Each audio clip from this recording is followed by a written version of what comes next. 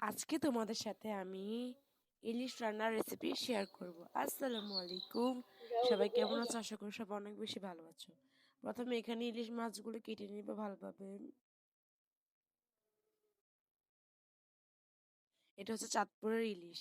তারপর ইলিশ মাছগুলো ভালোভাবে ধুয়ে নেব। তারপর কড়াইতে পেঁয়াজ মরিচ তেল দিয়ে ভালোভাবে ভেজে নেব।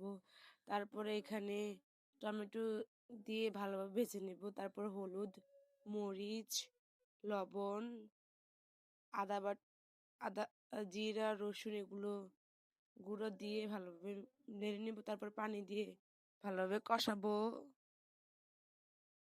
তারপরে এখানে মাছগুলো দিয়ে দেব। মাছগুলো দিয়ে মাছটার সাথে ভালোভাবে যাতে মশলা লেগে যায় সেভাবে কষিয়ে নেব। তারপরে এখানে পানি দিয়ে নিব। পানি দেওয়ার পরে এটা ঢাকনাতে ঢেকে রেখে দেবে। যখন এটা এমন উতরিয়ে আসবে তখন এটা আরেকটু ভালোভাবে রান্না করে নিব। তারপরে আমাদের রেডি হয়ে যাবে ইলিশ, গরম গরম ইলিশের তরকারি। এটা খেতে অনেক বেশি মজা। আরও ভিডিও পেতে আমাকে ফলো এবং সাবস্ক্রাইব করো।